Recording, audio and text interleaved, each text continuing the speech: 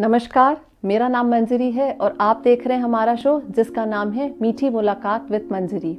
तो आज की ये मुलाकात बहुत ही स्पेशल होने वाली है क्योंकि मैं आपको मिलवाने वाली हूँ झारखंड के एक ऐसे सितारे से जिसने ना सिर्फ झारखंड बल्कि हमारे पूरे देश में अपनी रोशनी फैला दी है। मैं बात कर रही हूँ रांची निवासी लवली चौबे जी की। इंग्लैंड में हाल ही में हुए कॉमनवेल्थ गेम्स में लवली जी ने अपनी पूरी टीम के साथ हमारे देश के लिए गोल्ड सिक्योर करा और एक इतिहास रच दिया। तो चलिए हम उनसे अपने बातचीत का सफर शुरू करते हैं। लवली जी, आपका हमारे शो पे बहुत बहुत स्वागत है। Thank you. जहाँ तक हम लॉन बॉल की बात करते हैं, इंग्लैंड एक बहुत ही स्ट्रॉन्ग प्लेयर है। उन्हीं की सरजमी पे आपने और आपकी टीम ने इंडिया के लिए एक गोल्ड सिक्योर करा। उस मोमेंट जब आपको पता चला कि बस अब तो जीत इंडिया की ही है, आपके माइंड में सबसे पहले क्या थॉट आया और किसका चेहरा सबसे पहले आपको दिखाई दिया? सबसे पहले तो मम्मी, पापा, भाई, मेरे हस्बैंड, उनका चेहरा है क्योंकि थ्रू आउट वो लोग मेरा हमेशा बहुत सपोर्ट किए हैं। और अगर उस समय मेरे बस में होता तो मेडल जीतने के बाद सबसे पहले इनके पास हम उड़ के चले आते हैं। लवली जी, जो पॉपुलैरिटी क्रिकेट और हॉकी जैसे खेलों की है हमारे देश में, वो लॉन बॉल की नहीं है। और आज से इतने साल पहले जब आपने प्रैक्टिस शुरू करी तब तो और भी बहुत कम थी। तो आपका इस खेल के प्रति रुझान कैसे बढ़ा, उस विषय में कुछ बताइए।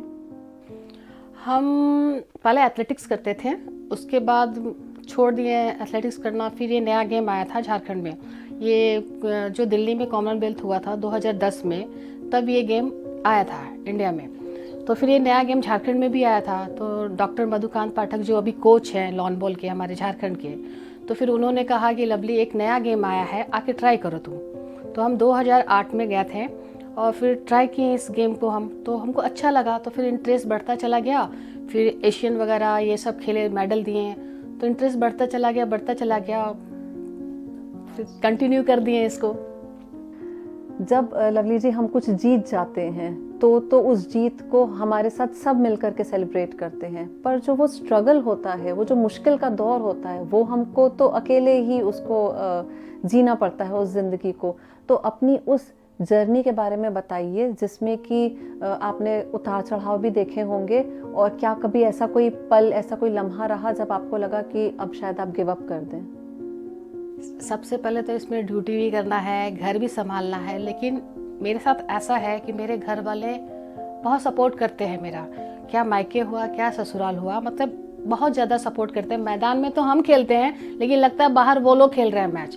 मतलब क्या बोला, उनका बस चले तो मेरे मतलब ग्राउंड में उन्हीं लोग चले जाए। मतलब ऐसे मेरे मतलब भगवान के दया से मेरा ससुराल भी ऐसा मिला है, बहुत सपोर्टिंग है उन लोग, इसलिए हमको प्रॉब्लम नहीं होता है। जहाँ तक यहाँ का बात है तो मेरे हस्बैंड बहुत सपोर्ट करते हैं। मतलब ये हमको नहीं सोचना कि अभी हम ड्यूटी में हैं, चाहे प्रैक्टिस कर रहे हैं, तो घर को कैसे संभालेंगे, वो सारा मैनेज कर देते हैं, इसलिए हमको प्रॉब्लम नहीं होता है। बहुत बार ऐसा आया जब मन किया कि हम अब प्रैक्टिस नहीं करते हैं। जैसे ये मेरा तीसरा कॉमनवेल्थ था। 2 कॉमनवेल्थ में हमेशा क्वार्टर फाइनल में जाते थे और 1 पॉइंट से हमेशा चूक जाते थे। और इस बार कोविड का भी टाइम था, 2 साल प्रैक्टिस भी बिल्कुल नहीं हुआ था। फिर कैंप के लिए नाम भी आ गया। फिर हम अपने हस्बैंड को बोले कि हम इस बार नहीं जाएंगे, कुछ तो हो ही नहीं रहा है, रिजल्ट आता ही नहीं है, हमेशा 1 पॉइंट से तो हार ही जाते हैं। फिर मेरे हस्बैंड एक दिन पहले जाना था, दूसरे दिन 1 दिन पहले हमको बैठाएं, फिर वो समझाएं, देखो इस बार तुम चली जाओ खेलने, सिलेक्शन होता है तो ठीक है, नहीं होता है तो कोई बात नहीं, अपना सामान पैक करना, घर आना और ड्यूटी ज्वाइन कर लेना। से इस बार मेरे कहने से चली जाओ तुम। कल को अगर हम तुमको इस बार खेलने नहीं भेजते हैं तो तुम्हारे घर वाले ही बोलेंगे कि शादी हो गया तो इस पे रन कर रहा है, इसको खेलने नहीं दे रहा है, तो प्लीज़ तुम मेरे कहने से चली जाओ। तो आज शायद हम उसके अगर बात नहीं मानते तो शायद आज गोल्ड मेडल हम नहीं लेके आ पाते। जब आप लोग दिल्ली पहुंचे तो एज अ प्रोटोकॉल आपको मोदी जी से मिलना था। तो मालूम चला कि जब आपको ये इन्फॉर्मेशन दी गई कि मोदी जी से मिलना है तो आपको रात भर नींद ही नहीं आई। तो उस एक्सपीरियंस को जरा हमारे व्यूअर्स के साथ शेयर कीजिए। ये बात तो सच है क्योंकि मेडल जीतने के बाद थोड़ा कॉन्फिडेंस लेवल मेरा थोड़ा तो हाई तो हो गया है।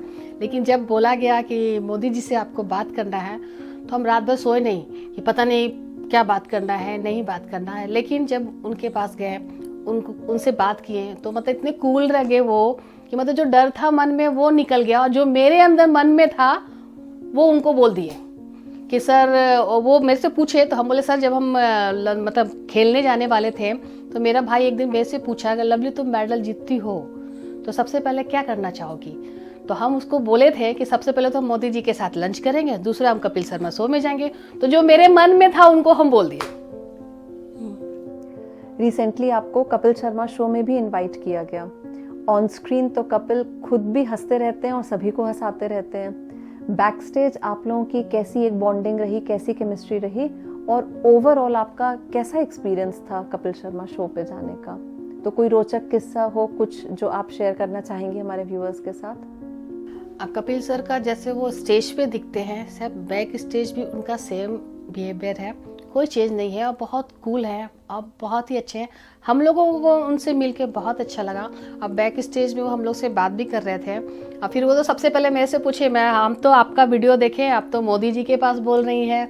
वो सर बोले हमसे, तो हम लोग जी सर ऐसा तो हम आपसे मिल नहीं सकते थे ना, इसलिए हमको वहाँ बोलना पड़ा कि हम कपिल शर्मा शो में जाएंगे। आजकल लवली जी हम लोग मिड लाइफ क्राइसिस के बारे में बहुत टॉक शोज भी होते हैं, हम लोग चर्चा भी बहुत करते हैं।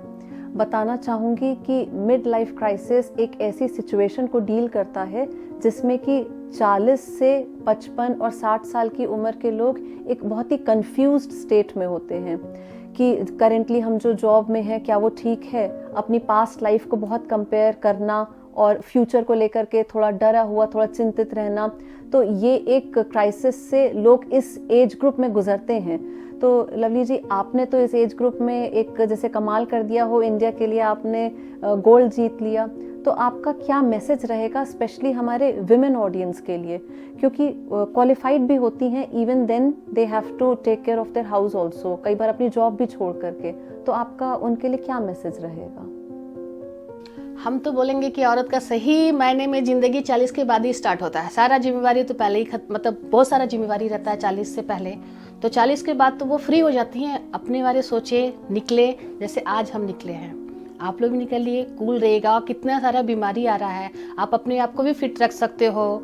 शुगर हो रहा है, थायराइड हो रहा है, तो आपके लिए भी टाइम निकलेगा और आप कुछ कर पाओगे। सबसे पहले तो हम कूल रहने के लिए शॉपिंग करते हैं। हम 1 रुपया का भी सामान खरीदें, लेकिन हम खरीदते हैं जा कर के, और उसके बाद मैच खेलते हैं आकर के।